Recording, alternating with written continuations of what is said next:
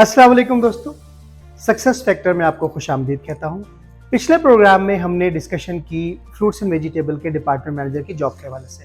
आज के प्रोग्राम में हम डिस्कशन करेंगे डिपार्टमेंट मैनेजर फिश के बारे में। ये प्रोग्राम 2 पार्ट्स में होगा, जिसमें जो टॉपिक्स हम कवर करेंगे उसमें डिपार्टमेंट का एक ओवरव्यू होगा कि फिश डिपार्टमेंट में किस किस्म की असॉर्टमेंट पाई जाती है।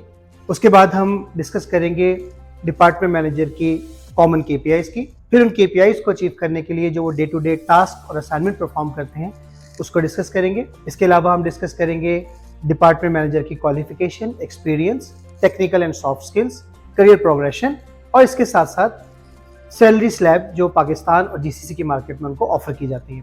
तो आइए शुरू करते हैं।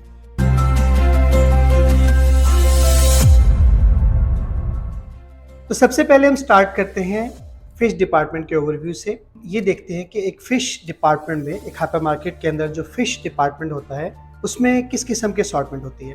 फिश डिपार्टमेंट में जैसे कि नाम से जाहिर है, पहले नंबर पर हम क्लासिफाई करते हैं असॉर्टमेंट को फिश में, मैरीन वाटर फिश में, फ्रेश वाटर फिश में, फॉर्म्ड फिश में और अलाइव फिश में। जो मैरीन वाटर फिश होती है या सी वाटर फिश होती है, ये समुद्री पानी से निकाली गई मछली होती है, जिसकी मिसालों में टूना, किंगफिश, मैकरल, पॉम्फ्रेट और रेड स्नैपर वगैरह। जो फ्रेश वाटर फिश होती है वो मीठे पानी की मछली होती है, दरियाओं में और मीठे पानी की कुदरती झीलों में पाई जाती है, जिसकी मिसालों में तलापिया, रहू, डमरा, खग्गा और ट्राउट जैसी मछलियां शामिल हैं। तीसरी तरह की फिश जो कि फॉर्म फिश होती है, ये वो फिश होती है जो कि फार्म हाउस पे जिनको पाला जाता है, फिर इनकी हार्वेस्टिंग होती है और उसके बाद वो मार्केट में आती हैं, जिसकी पाकिस्तान की अगर मार्केट की बात करें तो उसमें कॉमन वैरायटीज में रहू, डमरा, थैला, grass carp, gold carp, silver carp और मोरी मछली आती है। और चौथी किस्म की मछली जो फिश डिपार्टमेंट में पाई जाती है उसे हम अलाइव फिश में क्लासिफाई करते हैं। ये जिंदा मछली होती है जो कि सोर्सिंग के बाद एक्वेरियम में रखी जाती है अंटिल सेल्स। उसके बाद फिश डिपार्टमेंट में सी फूड आता है, जिसमें एक बड़ी किस्म क्रस्टेशियंस हैं। क्रस्टेशियंस की जो एग्जाम्पल्स हैं उसमें क्रैब्स, लॉबस्टर्स, श्रिम्प्स और प्रान आते हैं। इसी तरीके से दूसरे नंबर पर मोलस्क्स वगैरह आते हैं, जिसके एग्जाम्पल में ऑस्टर्स, कटल फिश और मजल्स हैं।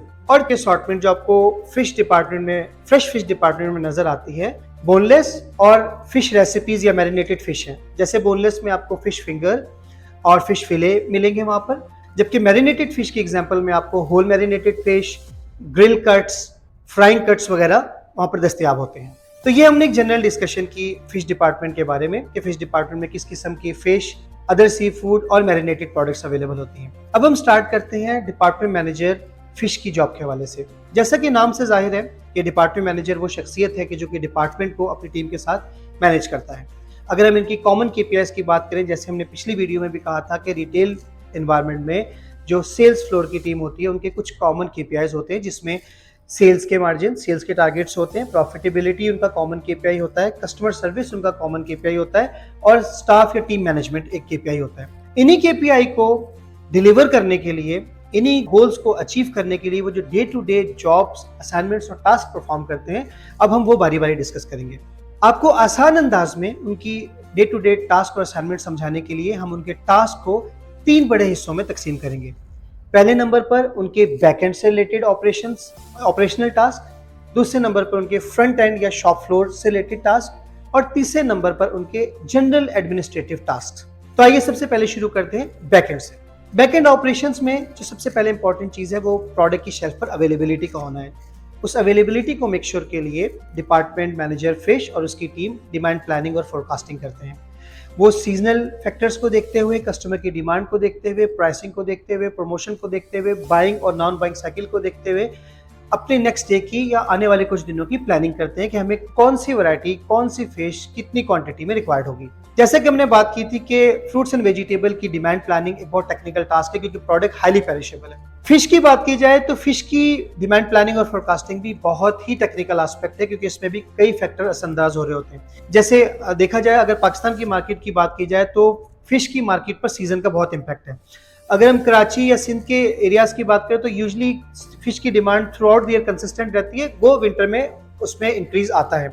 जबकि अगर हम पंजाब की मार्केट की बात करें तो पंजाब की मार्केट में यूजुअली फिश की डिमांड गर्मियों में बहुत कम होती है, बहुत टेक्निकली मैनेज करना पड़ता है उसकी डिमांड प्लानिंग और फोरकास्टिंग को, जबकि जो विंटर का सीजन है, नवंबर से लेकर फेब के एंड तक, इस सीजन में फिश की कंजप्शन बढ़ जाती है। क्योंकि आमतौर पर लोगों में एक मिसकंसेप्शन पाई जाती है कि जैसा कि अमूमन कहा जाता है कि फिश खा के गर्मी होती है। बेसिकली जब आप फिश खाते हैं तो फिश एक हाईली न्यूट्रिशियस और हाई प्रोटीन ग़िज़ा है। तो जब आप ज़्यादा प्रोटीन का इंटेक करते हैं तो उस प्रोटीन को डाइजेस्ट करने के लिए आपको ज़्यादा पानी की ज़रूरत होती है, आपको पानी पीना पड़ता है। अगर आप रिक्वायरमेंट के हिसाब से पानी नहीं पिएंगे तो आपको थोड़ा गर्मी का एहसास होगा। लेकिन वो लोग जो फिश की consumption through out the year करते हैं और साथ पानी का इंटेक अच्छा रखते हैं, तो वो यकीनन फिश की ग़िज़ाइयत से, फिश की न्यूट्रिशन से बहुत बेनिफिट पाते हैं। पंजाब की मार्केट की बात की जाए, थोड़े से बादल आ गए तो फिश के रेट्स, फिश की मार्केट की प्राइसेस बढ़ जाती हैं। अगर थोड़ी गर्मी ज़्यादा होगी तो फिश की कंजप्शन और प्राइसिंग इमीडिएटली नेगेटिवली इफेक्ट होती है। डिमांड की प्लानिंग और फाइनलाइजेशन के बाद डिपार्टमेंट मैनेजर और उसकी टीम ऑर्डरिंग करते हैं, या वो ऑर्डर शीट या ऑर्डरिंग फॉरकास्ट कैटेगरी मैनेजर से शेयर कर दी जाती है या डायरेक्टली सप्लायर से शेयर कर दी जाती है। डिपेंड कर रहा होता है कि आपका प्रोक्योरमेंट का पैटर्न क्या है। दूसरे नंबर पर आती है प्रोडक्ट रिसीविंग। जब आपने ऑर्डरिंग कर दी और अब आपके पास स्टॉक आपकी डॉक पर रिसीव होने के लिए आया है, तो उस वक्त डिपार्टमेंट मैनेजर और उसकी टीम इंश्योर करते हैं कि जो वेरिएंट्स ऑर्डर किए वही डिलीवर हुए, जो क्वांटिटी ऑर्डर की वही डिलीवर हुई। इसके साथ साथ वो सेंसरी और quality food safety related inspection करते हैं। फॉर एग्जांपल, तो देखते हैं कि फिश की क्वालिटी खराब तो नहीं है, उसमें कोई स्मेल तो नहीं आ रही, वो बासी या पुरानी मछली तो नहीं है, उसकी कीपिंग कंडीशन क्या रही, और इंश्योर करते हैं कि एज पर क्वालिटी और फूड सेफ्टी स्टैंडर्ड फिश की रिसीविंग हो। रिसीविंग और क्वालिटी इंस्पेक्शन के बाद तीसरा स्टेप है फिश की हैंडलिंग और स्टोरेज का। Fish highly sensitive, highly perishable product है। यूजुअली फिश रिसीव होने के बाद कोल्ड रूम्स में चली जाती है। फिश बहुत सेंसिटिव और डेलिकेट चीज है, इसीलिए रिसीविंग के फौरन बाद उनको कोल्ड स्टोर में मूव करना जरूरी होता है। यहाँ पर डिपार्टमेंट मैनेजर और उसकी टीम इंश्योर करते हैं कि रिसीव हो जाने के बाद फिश फौरन अपनी डेजिग्नेटेड एरिया में कोल्ड रूम में चली जाए। कोल्ड रूम में डेजिग्नेटेड प्लेसेस बनी होती हैं कि ये रिवर वाटर फिश की प्लेस है, ये मैरीन वाटर फिश की प्लेस है, ये अदर सी फूड की प्लेस है। और कोल्ड स्टोर में रिसीव की गई फिश के स्टॉक को रखते वक्त और पीरियोडिकली भी कोल्ड स्टोर का टेम्परेचर प्रॉपर्ली मॉनिटर और मेजर किया जा रहा होता है। वहाँ पे टेम्परेचर मॉनिटरिंग गेजेस लगी होती हैं, तो डिपार्टमेंट मैनेजर और उसकी टीम इंश्योर करते हैं कि टेम्परेचर की रिक्वायरमेंट मीट हो रही है, और अगर इसमें किसी किस्म की नॉन कंप्लायंस है तो immediately repair and maintenance department को इन्फॉर्म किया जाता है और इस इश्यू को रिजॉल्व किया जाता है। इसके अलावा बैकएंड ऑपरेशन में ट्रिमिंग, कटिंग और मैरिनेशन है। वहाँ पर डिपार्टमेंट मैनेजर और उसकी टीम इंश्योर करते हैं कि जो भी प्रोडक्ट बनाई जा रही है उसकी फूड सेफ्टी, क्वालिटी, हाइजीन के एस्पेक्ट्स को मद्देनजर रखा जाए। रेसिपी, स्टैंडर्ड रेसिपीज जो है कंपनी की, वो फॉलो की जाए, और प्रोडक्शन यील्ड जो स्टैंडर्ड टारगेट है उसको मीट किया जाए, और वेस्ट को, पर्टिकुलरली प्रोडक्शन वेस्ट को मिनिमाइज रखा जाए।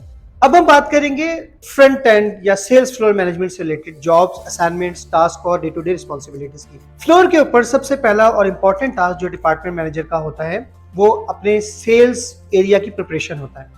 डिपार्टमेंट मैनेजर और उसकी team usually store opening hours से 2 आवर्स पहले उनकी शिफ्ट प्लान होती है, क्योंकि फिश का display making itself is an art. Department manager और उसकी टीम अपनी ड्यूटी को ज्वाइन करने के बाद डिस्प्ले प्रिपरेशन पर काम करना शुरू करते हैं। डिस्प्ले बनाने के लिए या तो क्रश्ड आइस यूज होती है या ice makers, ice making machines install होती हैं फिश डिपार्टमेंट में।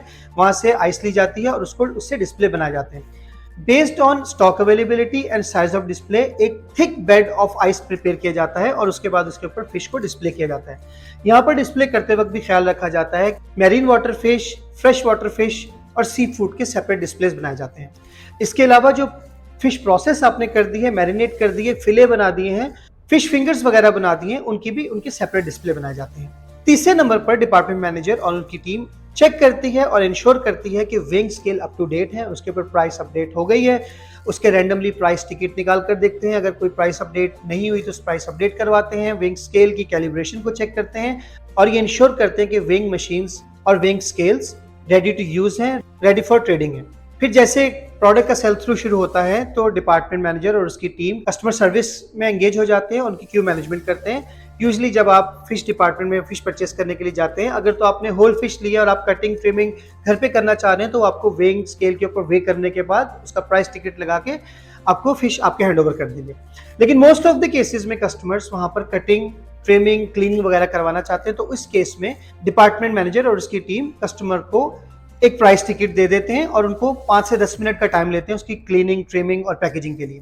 यहाँ पर डिपार्टमेंट मैनेजर और उसकी टीम इंश्योर करते हैं कि कस्टमर की रिक्वायरमेंट के मुताबिक कटिंग, क्लीनिंग और ट्रिमिंग हो। कुछ कस्टमर्स फ्राई कट्स चाहते हैं, कुछ कस्टमर सालन के लिए लेना चाहते हैं, कुछ कस्टमर ग्रिल के लिए लेना चाहते हैं, तो कस्टमर से उसका इंटेंडेड यूज पूछा जाता है और उसके हिसाब से उसके कट्स वगैरह बनाए जाते हैं।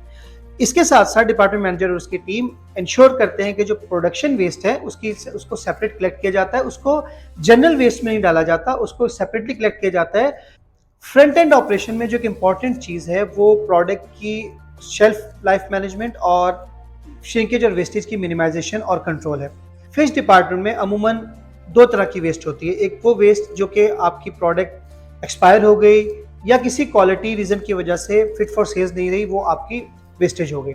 इसके अलावा जो दूसरी टाइप ऑफ वेस्ट है वो प्रोडक्शन रिलेटेड वेस्ट है, जिसे प्रोडक्शन वेस्ट भी कहा जाता है। ये वो वेस्ट है जो कटिंग, ट्रिमिंग और प्रिपरेशन के दौरान निकलती है। जैसे कस्टमर आपको फिश का ऑर्डर देता है तो उसकी कटिंग होगी, उसके स्केल्स रिमूव होंगे, उसका गट काटा जाएगा, उसके अंदर से ऑफल्स को आउट किया जाएगा, उसके पीसेस में उसको कन्वर्ट किया जाएगा।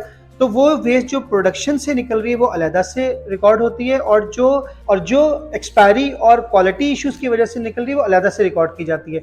और इन दोनों वेस्ट को मिनिमाइज और कंट्रोल रखने के टारगेट्स होते हैं। तो डिपार्टमेंट मैनेजर और उसकी टीम ये इंश्योर करते हैं कि प्रिसाइज ऑर्डरिंग करें, एप्रोप्रिएट प्रोडक्ट हैंडलिंग, स्टोरेज और डिस्प्ले करें, ताकि जो शेल्फ लाइफ और क्वालिटी इशू से रिलेटेड वेस्ट है वो मिनिमाइज हो सके। और जो प्रोडक्शन से रिलेटेड वेस्ट है उसको भी मिनिमाइज रखने के टारगेट होते हैं, क्योंकि वो वेस्ट आपकी डायरेक्टली कस्टमर से लिंक है। वो किस तरीके से कि कस्टमर ने आपको आके 5 किलो रॉ फिश का ऑर्डर दिया और उससे कहा कि आप इसे फ्राइंग कट्स में कन्वर्ट कर दें।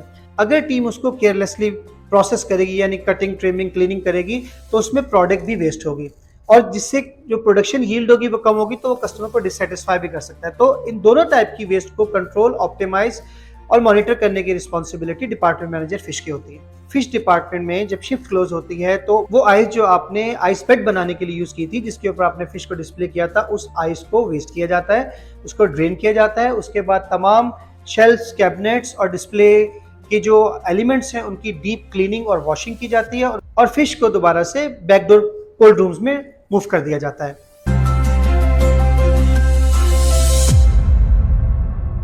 सेल्स फ्लोर के ऊपर डिपार्टमेंट मैनेजर, फिश और उसकी टीम क्वालिटी, फूड सेफ्टी और कंप्लायंस से रिलेटेड टास्क और एक्टिविटीज परफॉर्म कर रहे होते हैं, जिसमें पहले नंबर पर आता है टेम्परेचर मॉनिटरिंग। प्रोडक्ट के कोर टेम्परेचर की पीरियोडिक वे में मॉनिटरिंग की जाती है, जिसको क्रॉस वेरीफाई करता है क्यूए का पर्सनल। अगर किसी जगह पर टेम्परेचर अब्यूज पाया जाता है तो उस प्रोडक्ट को शेल्फ से विड्रॉल करवा लिया जाता है। अगर क्यूए की टीम वेरीफाई करती है कि प्रोडक्ट फिट फॉर यूज है, फिट फॉर ह्यूमन कंजप्शन है, तो उसको डिफरेंट रेसिपीज जैसे उसका बोनलेस मिन्स वगैरह बनाने में या उसको फिश फिंगर वगैरह बनाने में इस्तेमाल कर लिया जाता है या मैरिनेटेड कर दिया जाता है। और अगर वो फिट फॉर ह्यूमन कंजप्शन नहीं है किसी वजह से, तो उस प्रोडक्ट को वेस्ट किया जाता है और उसकी वेस्टेज और श्रिंकेज की प्रॉपर वेइंग करने के बाद उसको डिस्पोज ऑफ किया जाता है और डिस्पोज ऑफ करने के बाद उसकी इन्वेंट्री करेक्शन की जाती है।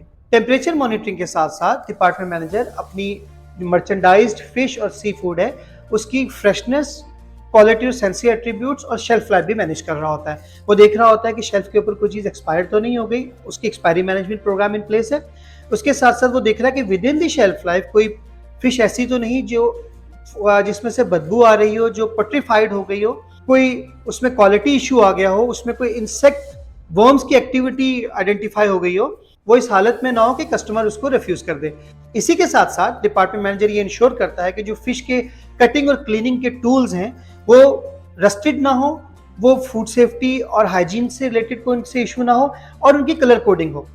यूजुअली फिश डिपार्टमेंट में यूज होने वाले क्लीनिंग और कटिंग के टूल्स एंड इक्विपमेंट्स को ब्लू कोट किया जाता है। कोडिंग इसलिए की जाती है कि फिश, क्योंकि इटसेल्फ एक एलर्जिन है बहुत से लोगों के लिए, तो फिश डिपार्टमेंट में यूज होने वाली नाइफ्स, फॉक्स और कटिंग के इक्विपमेंट्स किसी दूसरे department, for example meat, fish या एफएनबी वगैरह में ना यूज हो जाए। तो डिपार्टमेंट मैनेजर ये इंश्योर करता है कि उसकी टीम सिर्फ रिकमेंडेड कलर कोडेड टूल्स इस्तेमाल कर रही है और उनकी हाइजीन, सेफ्टी और क्लीनिंग का भी जिम्मेदार होता है। प्रोडक्ट की क्वालिटी, फ्रेशनेस और शेल्फ लाइफ मैनेजमेंट से रिलेटेड एक और इम्पॉर्टेंट काम जो डिपार्टमेंट मैनेजर करता है वो इंश्योर करता है कि FIFO का सिस्टम इन प्लेस है। FIFO mean first in first out. तो वो फिश का स्टॉक जो आपने पहले रिसीव किया सप्लायर से, जो बैकएंड में है, वो पहले डिस्प्ले किया जाता है। उसके बाद में जो वो स्टॉक जो बाद में रिसीव हुआ है वो बाद में सेल्स फ्लोर के ऊपर डिस्प्ले किया जाता है। इस तरीके से ना सिर्फ आप क्वालिटी, फ्रेशनेस और शेल्फ लाइफ को बेटर मेंटेन और मैनेज कर सकते हैं, बल्कि इसके साथ साथ आप अपनी वेस्ट को भी कंट्रोल कर सकते हैं। सेल्स फ्लोर पे शेल्फ पे प्रोडक्ट की क्वालिटी और फ्रेशनेस मेंटेन करने के लिए जैसे जैसे प्रोडक्ट का सेल थ्रू होता रहता है, ना सिर्फ रोटेशन होती है, प्रोडक्ट को रिप्लेनिश किया जाता है, बल्कि साथ साथ उसकी पीरियोडिक वे में आइसिंग दोबारा की जाती है। ये इसलिए जरूरी है कि प्रोडक्ट का कोर टेम्परेचर मेंटेन रहे और प्रोडक्ट फ्रेश और सेलेबल फॉर्म में शेल्फ पर अवेलेबल हो। क्वालिटी, फूड सेफ्टी और कंप्लायंस से रिलेटेड एक और काम जो वो सेल्स फ्लोर के ऊपर परफॉर्म करता है वो अपनी टीम की ड्रेस कोड और हाइजीन मैनेजमेंट है। फिश के डिपार्टमेंट में यूजुअली एक स्पेसिफिक ड्रेस कोड होता है और उस ड्रेस कोड के साथ साथ फिश का department gloves, beard mask, aprons और कैप्स भी यूज कर रहा होता है। इसके साथ साथ क्योंकि फिश के डिपार्टमेंट कोल्ड डिपार्टमेंट है, टेम्परेचर यहाँ पर काफी चिल्ड होता है, कंट्रोल टेम्परेचर में लोग काम कर रहे होते हैं, इसकी वजह से फिश के डिपार्टमेंट और मीट के डिपार्टमेंट में काम करने वाले लोगों की रेगुलर मेडिकल इंस्पेक्शन होती है हर 6 महीने बाद, ताकि पता चला जा सके कि एक लंबे अरसे तक ठंडे एनवायरनमेंट में काम करने से खुदा न खास्ता उन्हें कोई इन्फेक्शन तो नहीं होगी, कोई ऐसी कंटेजियस चीज तो नहीं होगी जो कि कस्टमर के लिए फूड सेफ्टी, हाइजीन और हेल्थ रिस्क बन सकती हो। जैसा हमने पहले डिस्कस किया कि फिश डिपार्टमेंट में शॉप क्लोजिंग के टाइम पर भी डीप क्लीनिंग की जाती है और उसके अलावा साइक्लिक डीप क्लीनिंग भी की जाती है। तो यहाँ पर एक इंपॉर्टेंट चीज जो डिपार्टमेंट मैनेजर फिश इंश्योर करता है वो handling and storage of cleaning chemicals हैं। वो इंश्योर करता है कि ओनली रिकमेंडेड फूड ग्रेड और क्यूआर हाइजीन डिपार्टमेंट की तरफ से अप्रूव्ड केमिकल ही यूज किए जाएं, उसका application procedure as per SOP हो और उनकी हैंडलिंग और स्टोरेज इस तरीके से अप्रोप्रिएटली की जाए कि वो किसी तरह क्रॉस कंटेमिनेशन का बायस ना बने, जो आपकी फिश रॉ फिश है उसको पोल्यूट ना करें। अब हम बात करते हैं जनरल एडमिनिस्ट्रेटिव टास्क की। तो डिपार्टमेंट मैनेजर अपने डिपार्टमेंट की consumables, packaging material, cutting tools, equipments and gadgets की ऑर्डरिंग, उनकी अप्रोप्रिएट क्वांटिटी और उनकी अवेलेबिलिटी को इंश्योर कर रहा होता है। इसके साथ साथ वो आईटी के टीम के साथ फॉलो अप करता है अगर वेइंग स्केल से रिलेटेड कोई इशू है, प्राइसिंग से रिलेटेड कोई इशू है, स्केल के सिंक होने में कोई इशू और इश्यूज को रिजॉल्व करवाता है। इसी के साथ साथ वो डिपार्टमेंट में कंटिन्यूसली इंस्पेक्शन करता रहता है कि कहीं कोई रिपेयर और मेंटेनेंस से रिलेटेड इशू तो नहीं। अगर कोई ऐसा इशू पॉपअप होता है तो वो रिपेयर एंड मेंटेनेंस की टीम को कम्युनिकेट करता है, उस पर फॉलो अप करता है और इश्यूज को रिजॉल्व करवाता है। एक और एडमिनिस्ट्रेटिव टास्क उसका ये है कि कस्टमर की अगर क्वालिटी कंप्लेंट है या क्यूए के डिपार्टमेंट की कोई कंप्लेंट है, कोई कंप्लायंस के डिपार्टमेंट की कोई कंप्लेंट है, तो उसका रूट कॉज एनालिसिस करता है, उसके ऊपर एक्शन लेता है और उन कंप्लेंट्स को रिजॉल्व करता है। इसी के साथ साथ डिफरेंट फूड सेफ्टी और कंप्लायंस रिलेटेड उसके ऑडिट्स होते हैं, तो वो रेलेवेंट टीम्स के साथ प्लानिंग करता है, ऑडिट की प्रिपरेशन करता है, फिर ऑडिट करवाता है। ऑडिट के बाद अगर कोई नॉन कन्फॉर्मिटीज आइडेंटिफाई होती हैं तो उनकी रूट कॉज एनालिसिस करता है, उसके ऊपर एक्शन लेता है और एनसीएस को क्लोज करवाता है। फिश डिपार्टमेंट अल्ट्रा फ्रेश में होने की वजह से इसकी भी यूजुअली वीकली और मंथली इन्वेंट्रीज होती हैं, तो वो इन्वेंट्री को प्लान करता है। इसकी इन्वेंट्री भी फ्रूट्स एंड वेजिटेबल की इन्वेंट्री की तरह वेट बेस्ड होती है, तो एसक्यू वाइज फिश का वेट किया जाता है, सिस्टम की इन्वेंट्री और फिजिकल इन्वेंट्री को टैली किया जाता है, जो उसमें से श्रिंकेज और वेस्टेज को माइनस किया जाता है और इन्वेंट्री डिफरेंसेस को अपने लैंड मैनेजर से अप्रूवल के बाद पोस्ट करके इन्वेंट्री की करेक्शन की जाती है। डेली की क्लीनिंग के अलावा भी एक डीप क्लीनिंग का साइकिल भी होता है जो कि स्टोर के एक मास्टर क्लीनिंग प्रोग्राम के साथ लिंक होता है। उसके अकॉर्डिंगली डिपार्टमेंट की पीरियोडिक वे में कोल्ड रूम की, रिसीविंग एरिया की, सेल्स फ्लोर की, प्रिपरेशन रूम की डीप क्लीनिंग की जाती है। वो इन एक्टिविटीज को मॉनिटर करता है और उसका रिस्पॉन्सिबल होता है। एडमिनिस्ट्रेटिवली वो इंसेक्ट पेस्ट मैनेजमेंट को भी लुक आफ्टर कर रहा होता है कि उसके डिपार्टमेंट में कहीं कोई रोडेंट्स का अटैक तो नहीं, कोई किसी किस्म की इंसेक्ट पेस्ट एक्टिविटी तो नहीं। अगर ऐसे कोई इंस्टेंसेस आइडेंटिफाई होते हैं तो वो आईपीएम सर्विस प्रोवाइडर के साथ या इन स्टोर आईपीएम टीम के साथ कोऑर्डिनेट करके उनको रिजॉल्व कर रहा होता है, बेड स्टेशंस वगैरह देख रहा होता है, इंसेक्टिक्यूटर्स देख रहा होता है, उनकी रेगुलर क्लीनिंग और maintenance as per schedule insect pest management department से करवा रहा होता है। और अगर एडमिनिस्ट्रेटिव टास्क स्टाफ से रिलेटेड बात की जाए तो अपने स्टाफ की ड्यूटी स्केड्यूलिंग, रोटा प्लानिंग, उनकी कंपनसेटरी लीव्स, उनकी एनुअल लीव्स, न्यू एम्प्लॉयज की ऑनबोर्डिंग, ऑलरेडी जो आपके एम्प्लॉयज हैं उनकी on job training, staffing requirement से रिलेटेड मामला को देख रहा होता है। एडमिनिस्ट्रेटिव टास्क में एक और चीज जो उनकी जॉब से रिलेटेड है वो रिपोर्ट्स और डॉक्यूमेंटेशन है। डिफरेंट टाइप्स की रिपोर्ट्स जनरेट हो रही होती हैं, डिफरेंट डॉक्यूमेंट्स होते हैं, क्यूए की एनसीज होती हैं, प्राइस लिस्ट होती हैं, वेस्ट श्रिंकेज वेस्टेज होते हैं, सब रिटर्न टू सप्लायर्स के डॉक्यूमेंट्स होते हैं। तो वो एडमिनिस्ट्रेटिवली इन अपनी डॉक्यूमेंटेशन को भी फॉर ऑडिट और रिकॉर्ड पर्पस मेंटेन कर रहा होता है। अब हम बात करते हैं फिश डिपार्टमेंट मैनेजर की क्वालिफिकेशन के बारे में। जैसा हमने पहले डिस्कस किया कि रिटेल में एक मैनेजरियल पोजीशन पे पहुंचने के लिए एटलीस्ट आपका 14 इयर्स ऑफ एजुकेशन और प्रेफरेबली 16 इयर्स ऑफ एजुकेशन होना एक अच्छी चीज़ है। तो फिश डिपार्टमेंट मैनेजर पर भी यही बात सादिक आती है कि वो एटलीस्ट बैचलर्स या ग्रेजुएट्स होते हैं। इसके साथ साथ उनका फ्रेश फूड डिपार्टमेंट मैनेजमेंट का 4 to 5 इयर्स का एक्सपीरियंस होता है। अब हम बात करेंगे कि डिपार्टमेंट मैनेजर फिश में कौन कौन सी टेक्निकल और सॉफ्ट स्किल्स होनी चाहिए एक अच्छा सक्सेसफुल प्रोफेशनल बनने के लिए। इसमें सबसे पहले हम बात करेंगे टेक्निकल स्किल में प्रोडक्ट नॉलेज की। फिश की बेइंतहा वैरायटीज हैं, उसे मालूम होना चाहिए कि ये फिश कौन सी टाइप की फिश है, ये मैरीन वाटर फिश है या ये फ्रेश वाटर फिश है, ये फॉर्म फिश है या ये सी फूड है, किस टाइप का किस क्लास का है, उसके बारे में उसको नॉलेज होना चाहिए। डिफरेंट वैरायटीज के बारे में, उनके कलर्स के बारे में, उनकी फिजिकल एट्रीब्यूट्स, उनके सेंसरी एट्रीब्यूट्स, उनकी हैंडलिंग और स्टोरेज प्रैक्टिसेस के बारे में नॉलेज होना जरूरी है। फिश की बहुत सारी वैरायटीज एक दूसरे से मिलती जुलती शक्ल भी रखती हैं। फॉर एग्जांपल अगर मैं फॉर्म फिश की बात करूं तो रहू और थैला, ये दो फिश बहुत एक दूसरे से मिलती जुलती शक्ल और शबाहत की होती हैं। आमतौर पर लोगों को उसके बारे में फर्क पता नहीं होता, लेकिन उन दोनों के रेट में, उनके टेस्ट में, उनकी क्वालिटी और सेंसरी एट्रीब्यूट्स में फर्क होता है। तो as a department manager fish, एक डिपार्टमेंट मैनेजर को मालूम होना चाहिए कि वो डिफरेंट फिश की वैरायटीज, कल्टीवर्ड्स में से कि उनको आइडेंटिफाई किस तरीके से कर सकता है और उनकी क्या आइडेंटिफिकेशन पैरामीटर्स होते हैं। इसके बाद मार्केट नॉलेज होना जरूरी है कि फिश किस मार्केट में कौन सा वेरिएंट ज्यादा बिकता है। अगर हम पंजाब की बात करें तो मीठे पानी की मछली ज्यादा बिकती है, जिसमें डमरा, रोहू, खग्गा, तिलापिया वगैरह आते हैं। अगर हम सिंध की मार्केट, कराची की मार्केट की बात करें तो वहाँ पर सी फिश यानी मैरीन वाटर की फिश की वैरायटी ज्यादा बिकती है। फिर उसको ये भी आइडिया होना चाहिए कि मार्केट में कौन सा वेरिएंट ज्यादा बिकता है, कौन से वेरिएंट किस सीजन में ज्यादा बिकता है, कौन से वेरिएंट की सेल किस सीजन में डिक्लाइन कर जाती है, कौन सा वेरिएंट पंजाब से आता है, कौन सा वेरिएंट खैबर पख्तूनख्वा से आता है। मार्केट में लोग फिश की कौन सी डिफरेंट प्रोडक्ट्स यूज करते हैं, किस प्रोडक्ट के अंदर, किस रेसिपी के अंदर कौन सी टाइप की फिश डलती है। होटल, रेस्टोरेंट, केटरर्स की बात की जाए तो वो कौन सी डिफरेंट रेसिपीज में यूज करते हैं और मार्केट में कौन सी फिश हाई इन डिमांड है, कौन सी फिश की डिमांड और कंजप्शन कम है, इसका नॉलेज होना चाहिए। इसके अलावा प्राइसिंग का नॉलेज होना चाहिए। फिश की प्राइस पे बहुत सारे फैक्टर्स अफेक्ट कर रहे होते हैं। जैसे हमने पहले बात की, इसमें सीजनैलिटी का फैक्टर है।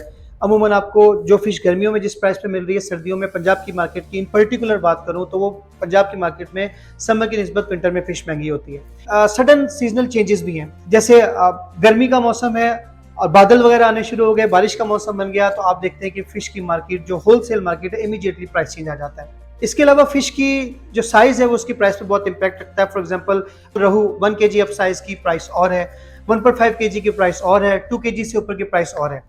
चौथे नंबर पर जो इंपॉर्टेंट चीज है उसकी टेक्निकल स्किल्स में, वो मर्चेंडाइजिंग स्किल। फिश का डिपार्टमेंट में डिस्प्ले बनाना एक आर्टिस्टिक जॉब है। हम आपसे कुछ सैंपल फिश के डिस्प्ले शेयर करते हैं जिससे आपको अंदाजा होगा कि आर्टिस्टिक वे में फिश डिपार्टमेंट की मर्चेंडाइजिंग करना कितना इंपॉर्टेंट है और कस्टमर को अट्रैक्ट करने के लिए और सेल्स के लिए कितना जरूरी है।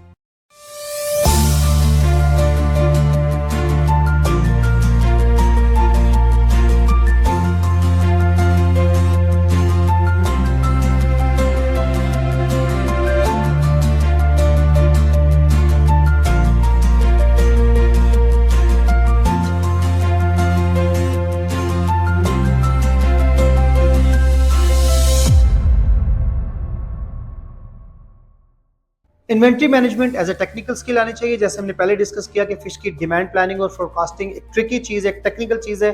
ना तो आपने ओवर स्टॉक करना है, ना आपने शेल्फ आउट होना है। आपने इन्वेंट्री किस तरीके से मेंटेन करनी है, आपने बैकअप इन्वेंट्री किस तरीके से मेंटेन करनी है, आपने डिस्प्ले की इन्वेंट्री किस तरीके से मेंटेन करनी है, ये टेक्निकल नॉलेज आना जरूरी है। एक यूनिक टेक्निकल स्किल जो फिश डिपार्टमेंट मैनेजर को आनी चाहिए वो है सजेस्टिव सेलिंग। बहुत कम लोग ऐसे होते हैं जो डिफरेंट फिश की वैरायटीज को उनके टेस्ट वाइज अंडरस्टैंड करते हैं, उनको टेस्ट वाइज क्लासिफाई करते हैं। उन्हें पता होता है कि रहू के फिश की क्या डिस्टिंक्शन है, टूना फिश की टेस्ट में क्या डिस्टिंक्शन है।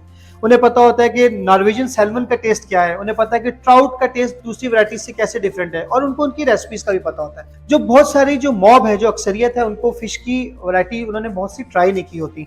वो हो सकता है कि एक पर्टिकुलर माइंडसेट के साथ है कि हमने ये फिश खरीदनी है और आपके पास वो अवेलेबल नहीं है। तो आप उनसे किस तरीके से उनको एंगेज करते हैं, उनकी नीड को आइडेंटिफाई करते हैं और प्रोडक्ट का इंटेंडेड यूज पूछ के आप उनको सजेस्टिव सेलिंग करते हैं कि देखें आप ये फिश लेने आए थे, ये अगर अवेलेबल नहीं है तो ये दूसरी फिश आप ट्राई कीजिए, इसकी ये क्वालिटी एट्रीब्यूट्स हैं, ये इन डिशेस में इस्तेमाल हो सकती है और इसका टेस्ट ऐसा होता है। लाजमी नहीं कि कोई चीज आउट ऑफ डिस्प्ले है, आउट ऑफ स्टॉक है, तभी आप सजेस्टिव सेलिंग कर रहे हो। Suggestive selling as a skill इसलिए भी जरूरी है कि आप कस्टमर जो आता है उसके साथ इंगेज करते हैं, आप अपना प्रोडक्ट नॉलेज कम्युनिकेट करते हैं, आप उनसे पूछते हैं कि वो क्या रेसिपी बनाना चाह रहे हैं, उनका इंटेंडेड यूज क्या है, तो उनके साथ डिस्कशन करने के बाद आप उनको बेहतर तरीके में गाइड कर सकते हैं। ना सिर्फ आपकी सेल्स बढ़ेगी बल्कि आपकी कस्टमर सर्विस भी बेहतर होगी। अब हम जनरल सॉफ्ट स्किल्स की बात करते हैं जिसमें टीम मैनेजमेंट फिश डिपार्टमेंट में थोड़ा ट्रिकी है। वजह क्या है? वजह ये कि अमूमन जो फिश डिपार्टमेंट में जो फ्रंट लाइन वर्कर्स होते हैं, जो फिश प्रिपरेशन कर रहे होते हैं, जिन्हें यूजली रिटेल हाइपर मार्केट में फिश मॉन्गर्स कहा जाता है, वो अगर हम पाकिस्तान के एनवायरनमेंट की बात करें तो बहुत ज़्यादा पढ़े लिखे बैकग्राउंड से नहीं होते। वो लोग यूजली ऐसे लोग होते हैं जिनका ऑलरेडी फिश की मार्केट में, चाहे होलसेल की मार्केट में, चाहे अपनी शॉप का, उनका या उनकी फैमिलीज का या उनके पेरेंट्स वगैरह का एक बैकग्राउंड होता है कि वो फिश के बिजनेस में होते हैं। तो यूजली ज़्यादा पढ़े लिखे नहीं होते, जिसकी वजह से बाज़ औक़ात कुछ कॉन्फ्लिक्ट्स आ जाते हैं उनके आपस में, डिपार्टमेंट मैनेजर के साथ भी आ जाते हैं अगर वो ट्रेडिशनल वे में फिश की शॉप रन करने के आदी हैं। और जब आप as a department manager fish, आप उनको एसओपीज, ड्रेस कोड, हाइजीन, इन चीज़ों को फॉलो करने कहते हैं, तो एट टाइम्स लोगों में रेजिस्टेंस होती है। तो टीम मैनेजमेंट एक इंपॉर्टेंट टास्क है कि एक ऐसी टीम जो कि बहुत ज़्यादा पढ़ी लिखी नहीं है, ऑल्दो कि वो टेक्निकली स्ट्रॉन्ग है, लेकिन बहुत ज़्यादा एजुकेशनल बैकग्राउंड में स्ट्रॉन्ग नहीं है, तो उनको किस तरीके से लेकर चलना है, उनके कॉन्फ्लिक्ट्स को मिनिमाइज रखना है, उनके अंदर मोटिवेशन पैदा करनी है कि किस तरीके से एक ट्रेडिशनल वे से हटकर एक food safety, hygiene, quality insurance के वे को फॉलो करते हुए एक मॉडर्न वे में फिश डिपार्टमेंट को मैनेज करना है, और साथ साथ उनकी करियर प्रोग्रेशन प्लानिंग करनी है, लोगों को मोटिवेट करना है, उनको नेक्स्ट लेवल के लिए प्रिपेयर करना है।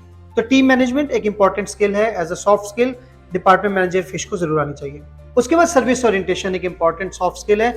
डिपार्टमेंट मैनेजर को सर्विस ओरिएंटेड होना चाहिए, क्योंकि जिस पर्टिकुलर डिपार्टमेंट को डील कर रहा है उसमें कस्टमर का डायरेक्ट इंटरेक्शन है।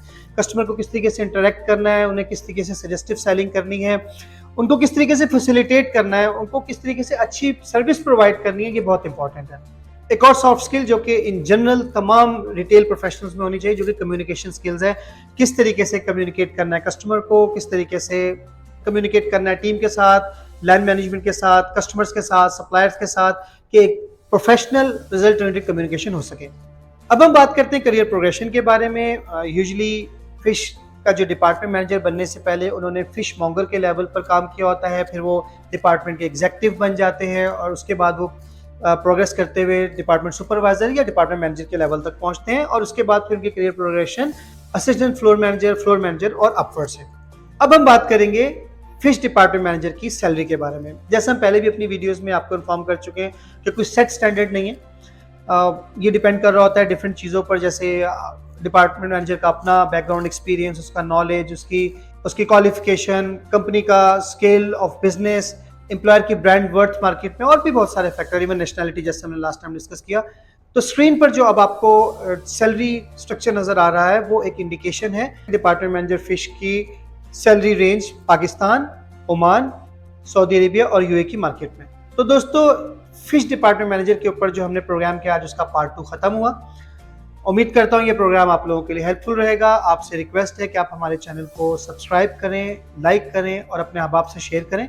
और आपको हमारा प्रोग्राम कैसा लगा है, अगर आपको मुनासिब लगे तो अपने कमेंट से ज़रूर आगाह कीजिएगा। अब तक के लिए इतना ही, इजाज़त चाहूँगा। अल्लाह हाफिज़।